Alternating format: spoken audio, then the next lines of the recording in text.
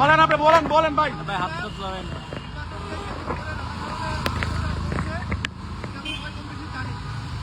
সাম্প্রতিক যে ঘটনা হয়েছে, ইসলামী আন্দোলন বাংলাদেশের মোহতারাম আমির পীর সাহেব চরমনাইকে কেন্দ্র করে একটা বাজে ধরনের প্রোপাগান্ডা ছড়ানো হয়েছে যে পীর সাহেব চরমনাইয়ের ওখানে নাকি কিছু টাকা পয়সা পাওয়া গেছে, হ্যাঁ তার মিথ্যা কথা বলা হয়েছে। তো এই বিষয়টাকে নিয়ে আমরা আজকে ডিবি অফিসে আসছিলাম।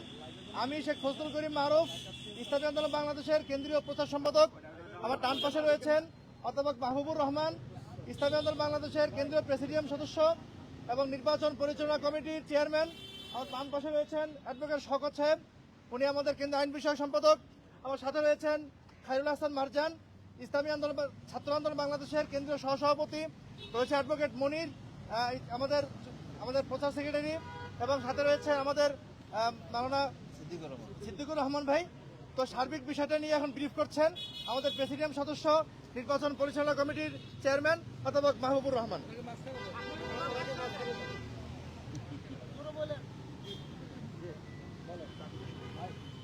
نحمده ونشكره أما بعد فأعوذ بالله من الشيطان الرجيم بسم الله الرحمن الرحيم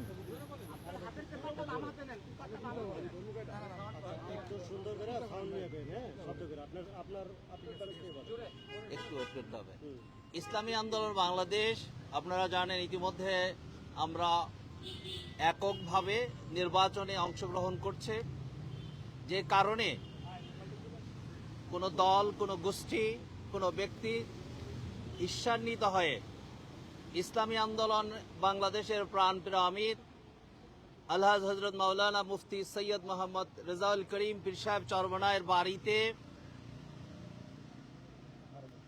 আর্মির মাধ্যমে সেখানে প্রায় 400 কোটি টাকা স্বর্ণ অলংকার, বিএনপির সদস্য ফর্ম সহ বিভিন্ন কিছু আপত্তিজনক আলোচনা ফেসবুকে এসেছে, বিভিন্ন সোশ্যাল মিডিয়াগুলোতে সেটা ভাইরাল করা হয়েছে।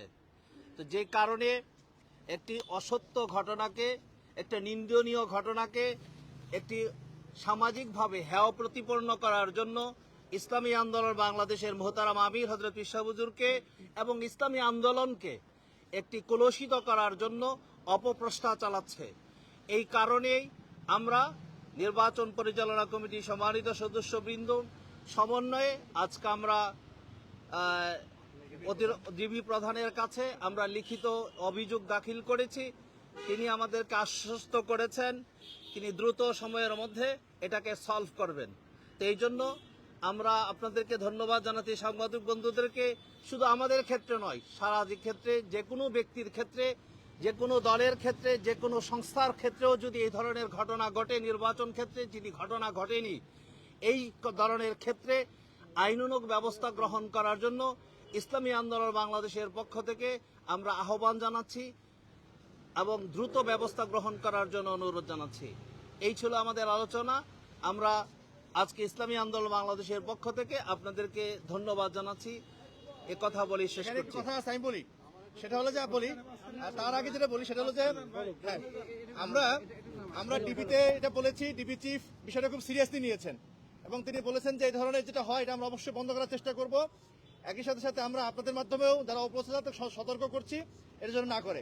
একই সাথে সাথে আমরা নির্বাচন কমিশনকে বারংবার বলেছি যে এই ধরনের অপপ্রচার যদি বন্ধ না করা হয় তাহলে নির্বাচন করার যে সুষ্ঠু পরিবেশ সেটা নষ্ট হবে।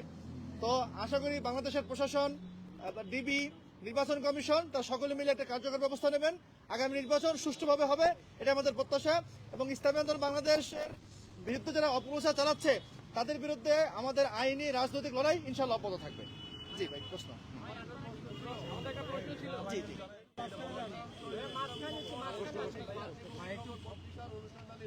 জি জি আমার প্রশ্ন হলো, আপনাদের বিরুদ্ধে যে প্রোপাগান্ডাগুলো চালানো হচ্ছে, এই প্রোপাগান্ডা কারা চালিয়েছে এবং কেন চালিয়েছে সেই বিষয়টা আপনারা উদ্ঘাটন করতে পেরেছেন কিনা এবং শেষ করতে পেরেছেন কিনা, এবং কেনই আপনাদেরকে করলো, টার্গেট করলো একটা মহল, সেই মহলটাকে আপনারা করতে পেরেছেন? আচ্ছা, আলহামদুলিল্লাহ, বুঝছি প্রশ্নটা।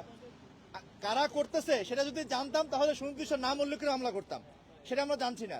কিন্তু এখানে একটা বিষয় কাকতালীয় হওয়ার সম্ভাবনা আছে, সেটা হলো যে আমরা একটা নির্দিষ্ট সমঝোতা ছিলাম, সেই সমঝোতাটা থেকে আমরা যখন চলে আসছি বা সমঝোতাটা সাস্টেন করে নাই, তখনই অপপ্রচারটা বেড়েছে বলে মনে হচ্ছে।